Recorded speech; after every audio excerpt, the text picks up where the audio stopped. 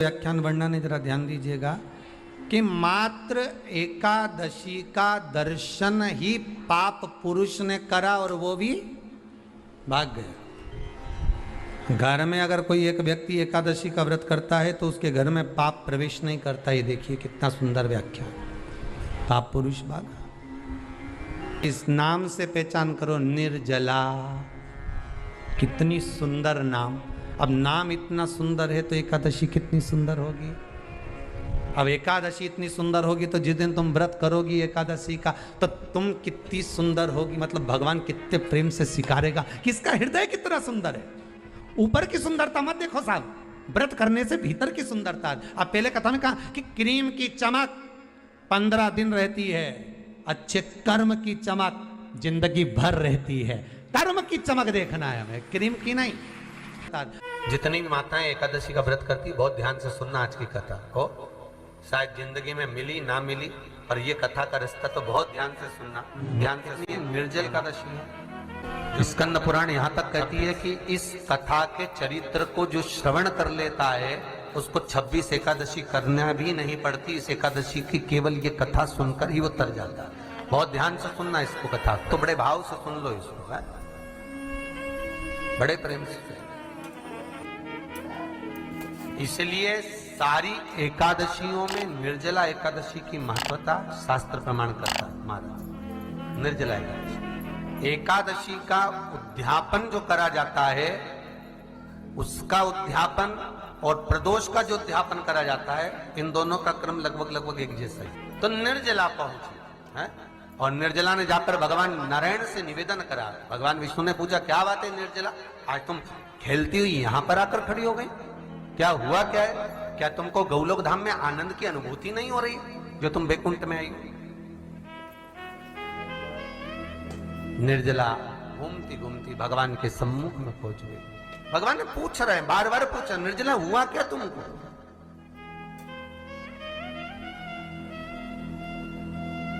ए निर्जला, ए एकादशी, हुआ क्या है तुमको? क्या कारण है तुम्हारे यहां आने का, बैकुंठ पहुंचने का? बहुत ध्यान देना महाराज।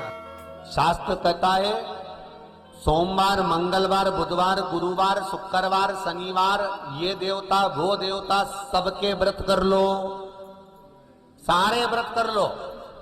पर ये व्रत आपको परमात्मा के धाम तक लेकर नहीं जा सकते, क्योंकि इनका जो पुण्य है वो मृत्यु लोक में आप थोड़ा सा भी व्रत करते हैं तो पुण्य समाप्त हो जाता है।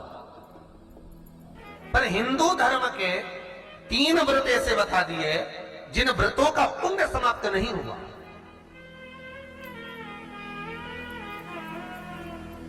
हिंदू धर्म के 3 व्रत ऐसे हो गए जिनका पुण्य समाप्त नहीं हुआ महाराज। जिनका पुण्य प्रबलता में बढ़ता गया। पहले नंबर पर एकादशी, दूसरे नंबर पर प्रदोष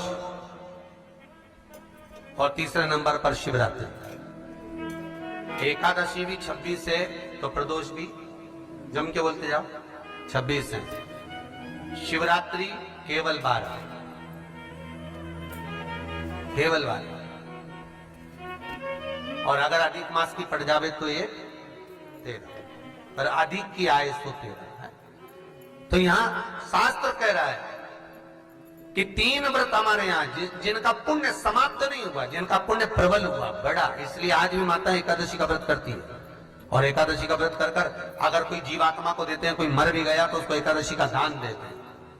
एकादशी का उसको दान दिया है। महाराज निर्जला खड़ी है। पूछा क्यों आई हो, क्या कारण?